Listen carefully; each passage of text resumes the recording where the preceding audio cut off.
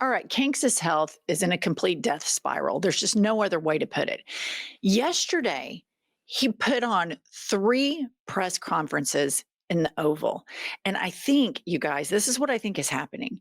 He is so demented that he's like, let's do a press conference. And so they call the press pool and they get them all together. And everybody goes, sits down, and he talks about people leaving their garage doors open in Beverly Hills, people keeping their trunks open in Beverly Hills because people are just like, you're going to take it anyway. Just come take all my stuff. All of this is lies. He lies nonstop.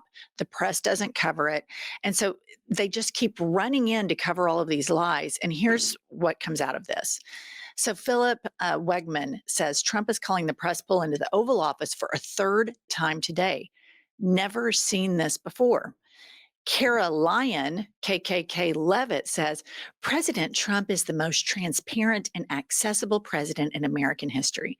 They're having to cover up for him because I don't think he remembers that he did the first press conference. And I don't think he remembers that he did the second press conference. And I don't think he remembers that he did the third press conference because that's how advanced the dementia is, the cognitive decline. This is before I even get to the muffin top cankles, which is why we call him Kanks, and these bruises all over his hands. Well, I think the bruises all over his hands, I think that maybe because he didn't know he was going to have the press conference, he didn't have time to put the horrible makeup on it because it was marked. I mean, it was a bit, he looked like he was like, it was almost rotten. There were like sores in it. Well, let me show you this, Okay. Pops. Okay. Here's Queen Elizabeth II's hand a few days before she died. And you can see the close up, and it has a bruise. And this is, she's up walking around, and a few days later, she's dead. All right. Now let's put up Kanks's hand. Here's Kanks's hand in the Oval Office yesterday when he mistakenly does 3 press conferences in a row, crammed with all of his cabinet behind him, doting on, looking at him, nodding their heads. And I can't help but think that there's something really insidious going on, that they keep telling him, oh, you're in charge, big guy. Let's go do another press conference.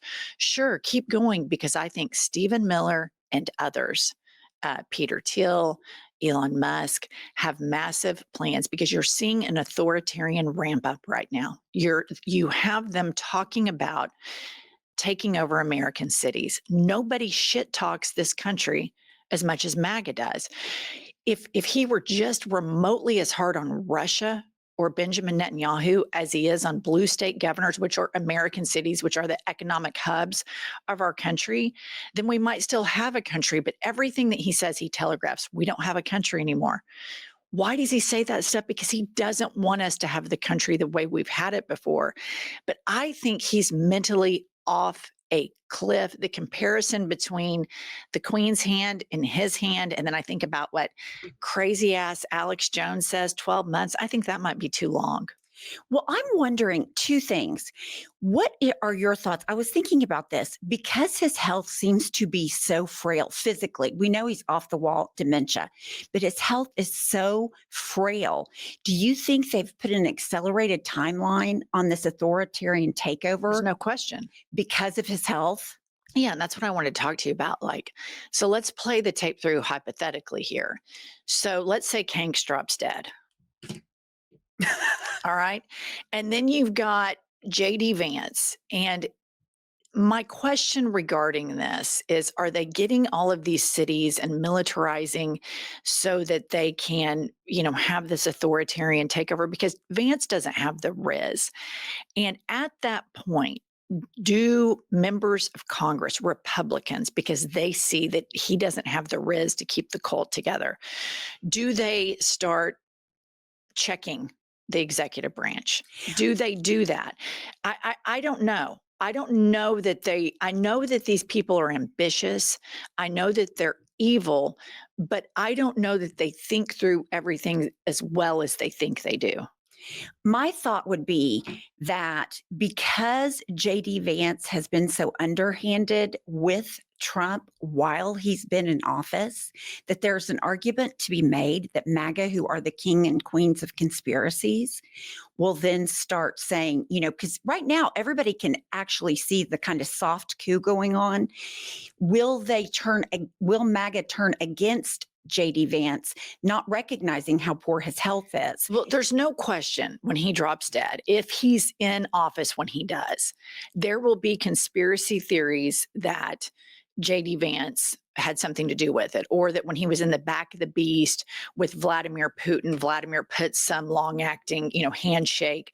Because, if you think about it, if I were a conspiracy theorist, I could go down this rabbit hole that all of these bruises and all of this stuff started popping up after Alaska. Did Vladimir Putin do something to him? He's notorious for poisoning people. So I don't know, but I know that MAGA will do that. But I mean, when I think about his physical decline on top of his mental decline, and then I turned on Legacy News this morning, and it is just like they're covering these batshit press conferences. Like, president signs executive order for this. There's no mention of him lying. There's no mention of the bruises on his hand. There's no mention of him militarizing the cities, trash talking Americans. There's no mention of any of that. Which then I want to take you to look at these photos right here. Pop this up. Look at his eyes. Look at his hand.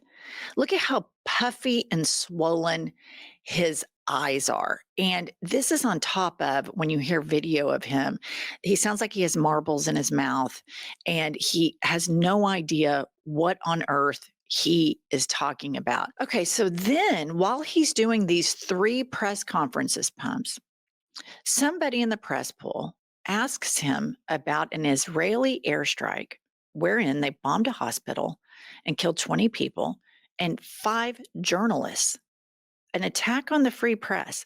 And you would think the president of the United States would be briefed on this, would immediately, have advisors surrounding him where they could talk about this. And here's how he answers the question. Get your reaction, sir. The Israelis bombed a hospital in Gaza that killed 20 people, including 5 journalists. When did this happen? This happened overnight, today. I didn't know that. Any reaction to What? this? Are you Well, I'm going to not talk to happy the Prime about it. Minister? I don't want to see it. At the same time, we have to end that whole nightmare. I'm the one that got the hostages out. I got them out. All of them. Steve Okay. Witkoff is...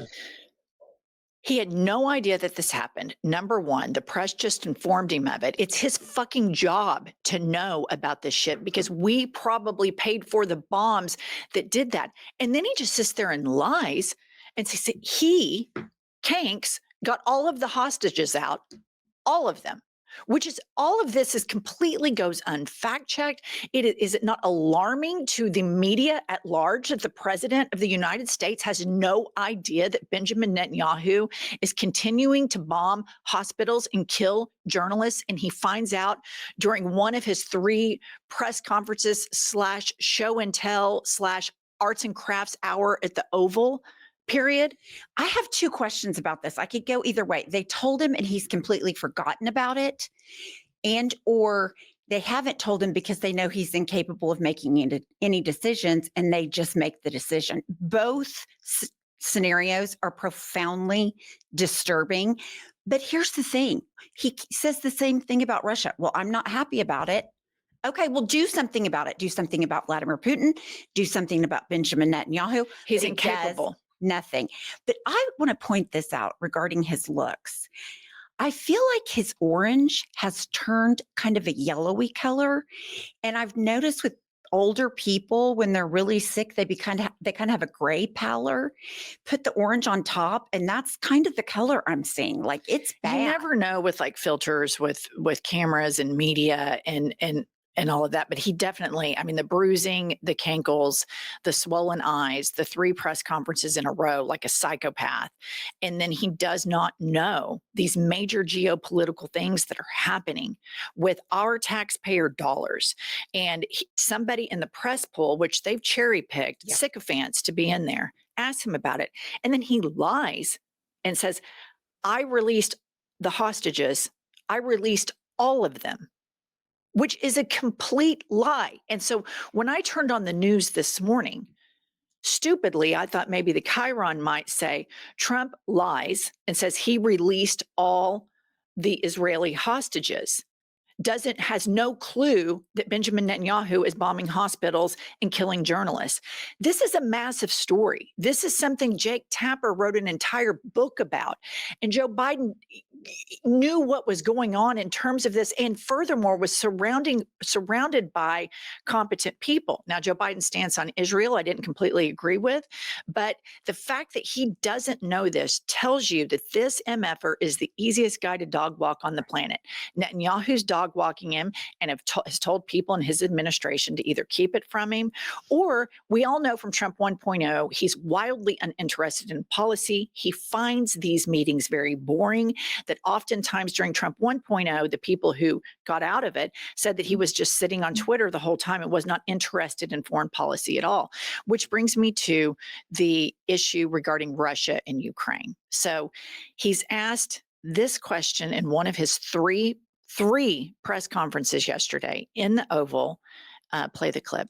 Historic summit here with Ukrainian President Zelensky, European leaders all met here with you at the White House. You said you wanted to get this done bilateral as soon as possible. Have you spoken to Putin since last Monday? Yeah, I have.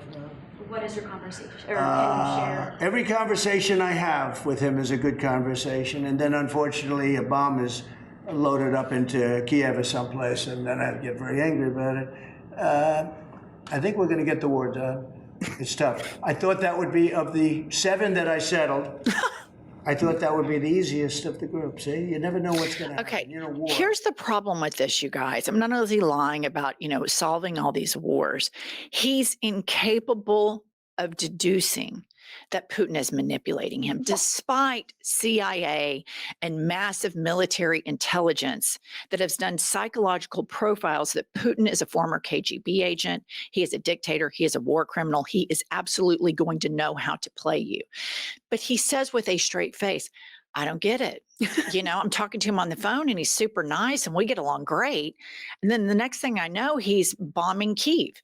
And the fact that nobody around him or that he doesn't realize that we are getting played by Russia because he's so stupid and because he falls prey to superficial flattery so easily tells me that the people behind the scenes running this government, because it's not this guy. No. Not this guy with that hand, with those kinks, with those bloodshot eyes, talking about people leaving the garage doors open in Beverly Hills and claiming that he released all of the hostages that Hamas has. He just said that. Nobody's checking that. And he thinks Putin's his friend. This is just an absolute catastrophic nightmare. It's a catastrophic nightmare because people are dying as a result of the poor leadership in the United States, not only in concentration camps. I keep hearing about the death and ICE custodies going up, but we have Ukrainians dying. We have Gazans dying. This man doesn't give a shit. Well, and we have to point out the United States sent and probably paid for those bombs that bombed that hospital and killed those journalists.